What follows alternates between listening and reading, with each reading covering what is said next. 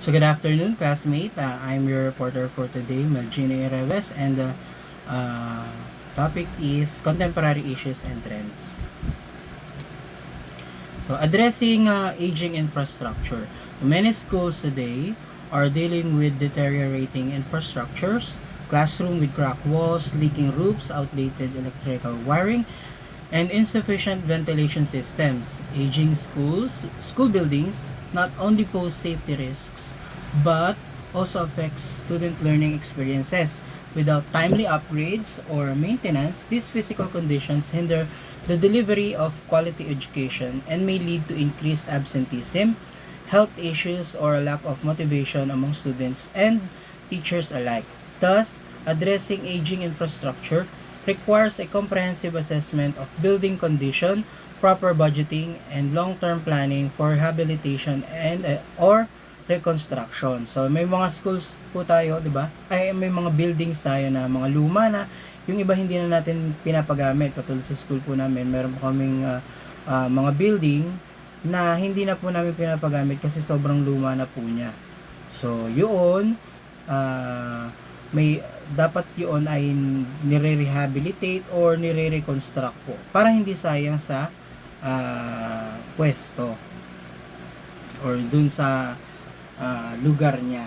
So, governments and local school boards must prioritize infrastructure investment through public-private partnership, grants, and community initiatives. So, in the Philippines, the Department of Education has rolled out programs like the Basic Education Facilities Fund to address these concerns. However, implementation at the LGU level is crucial, especially in areas like Rizal, where rapid urbanization meets the challenge of maintaining older school facilities. So, yung iba po, nag-ano sila ng public-private partnership.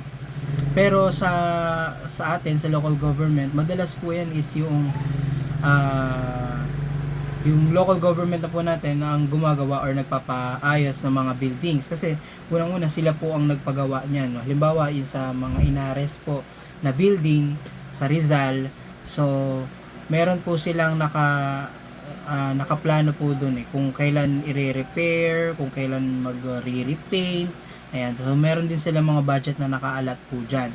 So, nangyayari lang po yung private-public partnership kapag hindi kaya ng government na is-shoulder yung pagpapaayos ng mga building, pero madalas po, government po ang nagpapaayos at nagme-maintain ng mga building sa public schools. So, pero sa mga private schools, syempre sila po ang nakakaalam nun. So, pwede nga po sila makipag partnership sa iba't ibang mga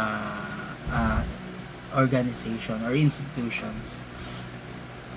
So, ano po, di ba po sa totoo lang sa mga school sa Taytay and Angon, dito sa Taytay, sa Rizal, kahit saan naman po, may mga classroom pa rin tayo na yung sira-sira, yung tumutulo yung kapag umulan, tumutulo yung tubig, tapos bang init kasi yung walang ceiling, ganun, depende po, iba-iba pa rin pong mga pagkakataon. So, that's why yung pag-upgrade ng mga classroom natin is crucial sa ating pag-aaral. Hindi lang naman yun yung pagiging hindi lang po yung pagpapaganda, pagiging safe ng mga estudyante kapag sila ay nag-aaral. So, hindi po pwedeng puro aral lang, tapos puro pagpapaganda ng classroom. Hindi naman yung pagpapaganda na aesthetic yan. At least maging safe lang siya at yung safe and conducive sa pag-aaral. Next po is the future of school plant management. So the future of school plant management lies in sustainability, innovation, and data-driven planning. Schools are beginning to integrate green building practices, energy efficient systems, and digital tools for monitoring infrastructure needs in real time. School plant management is no longer just about repairs and maintenance. It now includes strategic planning, disaster resilience, climate adaptation, and creating inclusive spaces. New trends also focus on flexible learning environments, smart classroom, and the use of eco-friendly materials. So, hindi na po yung ano na po tayo na i-repair lang o basta maging maayos lang po. So, sa the future, yung future ng school plant management, nagre-require na siya ng strategic planning. So, hindi na natin tinitingnan kung ano yung para sa ngayon, kundi sa mas kinabukasan pa. So, ano po yun? Yung disaster resilience, o yung paggawa ng mga smart classroom, and pagiging eco-friendly ng mga materials na ginamit. So, sa future ng school plant management, ayan na po ang mga tinitingnan natin. Hindi lang basta maging ma-repair o maayos yung ating mga school buildings or ating mga infrastructure po. So, as education evolves, yung school facilities, dapat nag-evolve din siya. So, school facilities must support 21st century learning needs.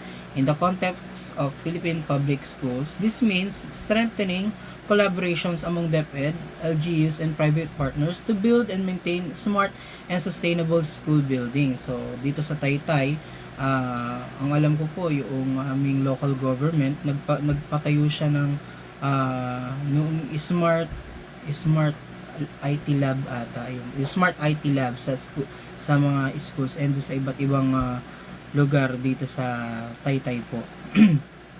So, ayun po, isa rin po siya sa example ng pag-evolve ng school facilities. So, it requires ng collaboration sa LGU. Kasi kung ang LGU may gustong gawin, tapos hindi naman siya makikipag-collaborate sa mga schools, sa DepEd, dun sa mga private partners na mas makakatulong sa atin, so hindi siya mabubuo. So, para ma-maintain yung smart and sustainable school buildings, kailangan po ng collaboration. So, especially in growing provinces like Rizal, katulad po din sa Rizal, where student populations are increasing every year. So, imagine lang natin na halimbawa sa Taytay, yung mga school, yung mga yung classroom, di meron na tayong mga smart classrooms. Tapos imagine niyo solar powered pa yun. Tapos mga smart boards, as yung mga yung architecture sobrang futuristic. Di ba ang ganda-ganda? But this is only possible if the future of the school plant management is about planning ahead. Kapag yung mga plano natin ay na-plan natin ahead of time, kumbaga titingin tayo sa future. Not just fixing broken things, but designing schools that can adapt to the future. Kasi sa panahon ngayon, hindi na sapat na may classroom lang. Dapat yung quality, resilient, and future-proof. Yun po. Yung ang tinitingnan natin yung sa kung saan yung magiging mas makakatipid tayo. Kasi mas makakatipid tayo if the architecture is future-proof. Okay, case studies of successful school plant management. So, several schools across the Philippines and globally serve as excellent examples of successful school plant management. For instance, some schools in Cebu and Davao have been lauded for their climate resilient designs, participatory maintenance programs, and integration of green spaces. So, naalala ko yung sa report ko nung last SEM na sa school sa Davao, meron na silang solar powered yung mga classroom nila is solar powered. So, isang dahilan kung bakit sila nag solar powered is para kapag merong interruption ng electricity, is tuloy-tuloy pa rin yung kanilang learning or pagtuturo. So, bukod sa mas makakatipid pa sila sa kuryente in the long run. So, kaya yung mga schools doon sa Davao, yung ibang mga schools doon is naka-solar powered na sila. So, kagaya na sabi ko kanina, imagine if dito din sa Rizal, yung mga school ay naka-solar powered na din. Kasi sa totoo lang, yung solar power, mas mahal siyang i-provide sa simula. Pero in the long run, mas makakatipid, lalo na kung maayos naman yung maintenance noong facility. So, yan. So, these initiatives were made possible through effective leadership, community involvement, and sustained funding. So, ayun po, yung sustained funding para sa maintenance. So, effective leadership, siyempre, hindi naman po yung magagawa kung hindi po siya sinimulan. And, community involvement po. So, in Rizal, there are schools that have shown remarkable improvements due to collaborative projects in the LGU and NGO. So, for example, a public high school in Antipolo, so napuntahan ko po siya, upgraded their classroom to city-led infrastructure program, resulting in a better student attendance and teacher morale. So, this case study shows that success is possible when stakeholders work together to prioritize learning environments. So, hindi lang po yung school plan management ay tungkol sa pagiging futuristic ng mga schools natin. So, kagaya nga na sabi ko is dapat future proof and at least nakakatulong sa pag-aaral ng mga bata. So, naaalala ko noong naka-visit kami doon sa school, sa San Jose National High School sa Antipolo. So, ang linis nung kanilang mga school facilities, yung kanilang classroom, yung CR nila malinis. Tapos meron silang garden sa likod ng classroom nila. So, although sa amin din meron din kaming garden, pero yung garden nila is maganda at may mga nakatanim na mga halaman, ay mga gulay, prutas, ganyan. So, meron silang ganun. Tapos meron pa silang wash area. So, lahat maayos yung kanilang mga facilities. So, nalaman namin na is joint project yon ng local government and ng mga private donor. So, kaya sa school din namin, naghanap din kami ng mga private donor. So, ang naging private donor naman namin is dun sa aming yung bakod na pinagawa po sa school. So through that, tama nga po yung communication between the local government and yung mga private donor, private sector. So, nakakatulong siya sa school plan, sa management ng ating mga eskwelahan. So, katulad nun, kung i-shoulder ng eskwelahan yung pagpapagawa noong bakod na yon, yung para maiwasan, yung para hindi mahulog yung mga bata. So, yung sa bakod na yun, sa may sa pabaan ng mga bata. So, kung gagastusin nyo ng eskwela, sobrang laki.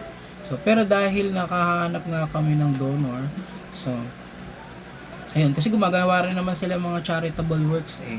So, nakatipid kami, wala kaming nagastos na pagpapagawa noon sa bakod na yun.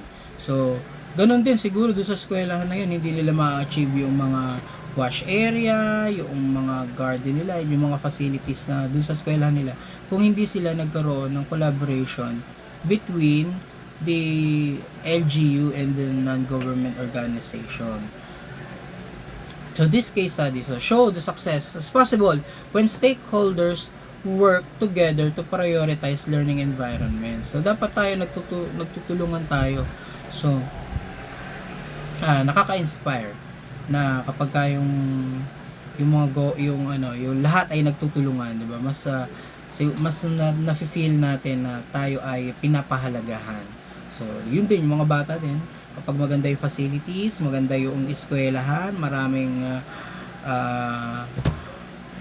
ayun. So, inspired din silang pumunta sa